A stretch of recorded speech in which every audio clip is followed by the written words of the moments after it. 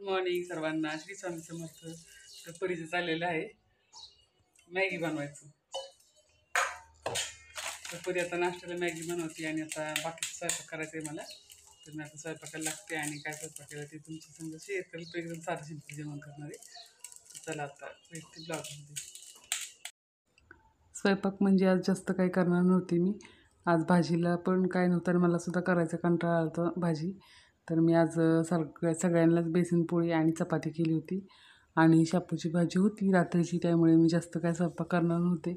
आणि गावावरून आल्यानंतर खरंच खूप कंटाळा येतो. 2 दिवस तर कशातच मूड होत नाही, कामच करावं असं वाटत नाही. पण आता करायचं काय, तर आता एका साईडला म्हणजे 2 तवे ठेवलेत मी. एका साईडला बेसन पोळी आणि एका साईडला चपाती करून घेणार आहे. म्हणजे दोन्ही कामं सोबतच होतात आणि लवकरही होतात. तर आता माझा स्वयंपाक करायला मी घेतलं आहे आणि गावावरून अचानक आल्यामुळे जरा थोडंसं दमल्यासारखं होतं.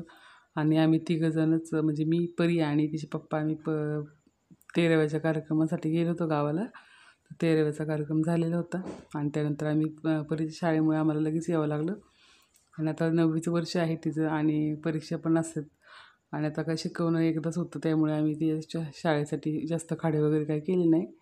तर आम्ही आत्ता आलो होतो घरी आणि आल्यानंतर 2 दिवस मी तरी जास्त काय जे आपलं नेहमीचं काम असते तेच करत असते मी. आणि मग जरा 1-2 दिवस असं चांगला आराम करते आणि त्यानंतर मग शिलाई काम करायचं असतं. का तर तेवढा असा मूड नव्हताच काही काम करण्याचा. आणि तरीसुद्धा एक कस्टमर आले होते, त्यांचे परकर होते. तर 3 ते 4 परकर होते. त्यांना शिलाई मारून लगेच अर्जंट पाहिजे होतं. त्यांना गावाला जायचं होतं. मग दुपारच्या वेळेत मी ते केलं काम आणि मग त्यानंतर घर पूर्ण साफसफाई केली होती. फक्त 13व्यानंतरच आपल्या देवघराला हात लावायचा असतो. तर त्यामुळे मी 13वा झाल्यानंतर घरी आल्यानंतर देवपूजा केली होती. आणि स्वामींचे जे ड्रेस होते ते सगळे पूर्ण ड्रेस मी धुवून घेतले. जे टॉवेल वगैरे होते स्वामींचे अंघोळ झाल्यानंतर पुसून काढायचे, नॅपकिन होते हात पुसायचे माझे, सगळे स्वच्छ असे धुवून घेतले. आणि ते रात्री मी भिजत घातले होते आणि त्यानंतर मी सगळे स्वच्छ धुवून वगैरे ठेवले. आणि त्यानंतर मंदिर पुसून घेतलं. मंदिर मी जे रिनचं आपलं जे लिक्विड असतं त्या लिक्विडने मी मंदिर पूर्ण पुसून घेतलं. तर खरंच खूप छान असं मंदिर निघलं होतं. आणि स्वच्छ पूर्ण जे कुंकाचे जे डाग होते, शक्यतो मी कुंकू हळद फक्त देवीलाच वापरते जास्त. मग प्रत्येक देवांना जास्त वापरत नाही, त्यामुळे जास्त असं देव खराब होत नाहीत, लाल होत नाहीत. तर कधी पण चंदनगंध आहे तो लावते मी देवांना. आणि फक्त जे स्त्री देव आहेत त्यांना मी कुंकू हळदही लावत असते. अगोदर गंध लावून घेते आणि त्यानंतर कुंकू हळद लावते. आणि देवपूजा केल्यानंतर खरंच आपल्या एक मनाला समाधान वाटते आणि खूप छान असं वाटतं. तर मी मंदिर स्वच्छ केलं होतं, म्हणजे काल पौर्णिमा होती त्यामुळे मी कालची पूजा मी केली होती आणि आजची पूजा त्यांनी केली होती. तर मी पूर्ण सगळं देवघर स्वच्छ केलं होतं कालच पौर्णिमा असल्यामुळे. आणि कालची पूजा झाली ती काही तुमची शेअर नाही केली. शॉर्टवरती असेल ती बघा, काल मी शॉर्ट टाकलं होतं. आता मी पूजा पण तुम्हाला दाखवणार आहे, पूजा कशी केली मी ती.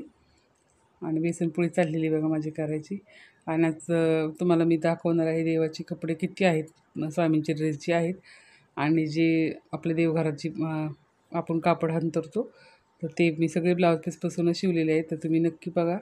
आणि खरंच भरपूर असे शिवलेले आहेत आत्तापर्यंत. आणि अजून मला स्वामींसाठी खरंच खूप छान छान असे ड्रेस शिवायचे आहेत. तर ते ड्रेस शिवल्यानंतर ते तुमच्याशी शेअर करेल.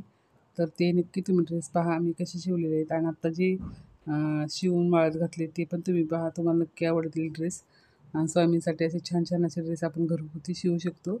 तर तुम्हाला जर शिवाय शिकायचं असेल तर मला कमेंट करून नक्की सांगा. आणि जितक्या जास्तीत जास्त कमेंट येतील त्यावर मी तुम्हाला स्वामींचे ड्रेस कसे शिवायचे ते तुम्हाला नक्की दाखवण्याचा प्रयत्न करेन.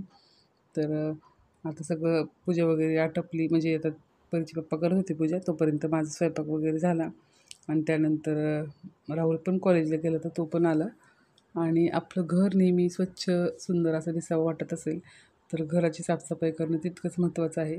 का तर 13-14 दिवस झाले देवपूजा नव्हती तर खरंच कुठंतरी चुकल्यासारखं वाटत होतं. आणि स्वामींना बघितलं की खरंच खूप मनात वाईट वाटत होतं की स्वामींनी इतके दिवस पूजा नव्हती केली. तर आता मी देवघर स्वच्छ केलं, खरंच खूप समाधान वाटलं आणि छान वाटलं. पूजा केल्यानंतर एक सुख असतं देवपूजेचंसुद्धा. तर मला देवपूजा केल्यानंतर खरंच खूप छान वाटलं. आणि स्वामींना आंघोळ वगैरे घातल्यानंतर तर आपल्याला जसं आंघोळ वगैरे वाटते करावं तसंच देवपूजा केल्यानंतर देवांनासुद्धा खूप छान वाटत असेल. तर आता स्वामींना ते आंघोळ घालत आहे आणि स्वामींना पाण्याचा अभिषेक करत आहे. तर आता स्वामींची आज पूजा त्यांनीच केलेली आहे. काल मी मंदिर बघा तुम्हाला दिसत असेल, मंदिर खूप सुंदर असं निघलं होतं लिक्विडनी.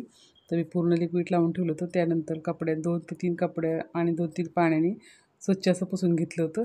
तर स्वामींना आज फक्त पाण्याचेच अभिषेक करणार आहेत. का तर आपल्याला अजून देवपूजाची म्हणजे पूर्ण पद्धतीने करायची नाही.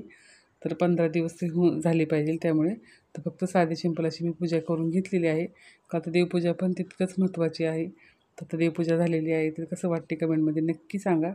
कमेंट करायला विसरत जाऊ नका. जे माझे ताई दादा आहेत त्यांनी मला नक्की कमेंट करून सांगा. तुम्हाला जर कुठलंही काय वाटलं तरी मला कमेंटमध्ये नक्की सांगत जा. तर पूजा वगैरे झालेली आहे आणि मी तुम्हाला आता देवाचे कपडे दाखवते. तर स्वामींची माझ्या तर स्वामींची कपडे इतकी मी धुतलेली आहेत सगळे आणि जी आपली वैभवलक्ष्मीची महालक्ष्मीची पूजा मांडते मी त्यांचीही लक्ष्मीची मी ड्रेस शिवले होते तेही सुद्धा धुवून स्वच्छ करून वाळवून आता परत बास्केटमध्ये ठेवून टाकणार आहे. का तर स्वामींच्या ड्रेसचं मी सेपरेट असं बास्केट केलेलं आहे. तर हे स्वामींचे ह्याचे सगळे पूर्ण ड्रेस आहेत बघा मी छोटे छोटे शिवलेले आणि जे आपले तोरणं वगैरे होती ती फक्त राहिली होती धुवायची. मग ते सगळं धुवून सकाळी घेतलं आणि त्यानंतर त्याची चिमणी बसलेली तुम्हाला दाखवते. तर म्हणजे तो पक्षी कुठला आहे ते मला माहीत नाही, पण रोज आपल्या झाडावरती असतो. तर सगळं झाल्यानंतर आमची पूजा वगैरे झाली आणि परीचं त्या साईडला रुसून बसली. दादाचा आणि तिचा परीचा खूप रोज सारखा वाद होत असतो, सारखी रुसून बसती परी. आणि त्यानंतर आमचं जेवण वगैरे झालं होतं आणि जे परकर आले होते ते मी शिलाई मारण्यासाठी बसले होते. 3 ते 4 परकर होते आणि मागं जे तुम्हाला कपडे दिसतात ते अजून मी काय आहे असं सगळं तसं ठेवून गेले होते गावाला. तर ते आता आल्यानंतर सगळं नीट व्यवस्थित ठेवायचं आहे. आणि मग मी आता बाहेर गेले होते का तर आम्ही दुपारी जरा थोडं सगळ्यांनी झोप घेतली, पण परीच्या पप्पांना काही झोप नाही आलेली. तर त्यांनी आता पेंटचा डबा सापडला त्यांना साफसफाई करताना. तर त्यावेळेस ते म्हणले मी त्या दरवाजाच्या फळीला लावून देतो कलर. तर त्यांचं चाललेलं आहे कलर लावायचं. तर आजचा ब्लॉग कसा वाटला कमेंट करून सांगायला विसरू नका. तर चला भेटूया उद्याच्या ब्लॉगमध्ये. श्री स्वामी समर्थ.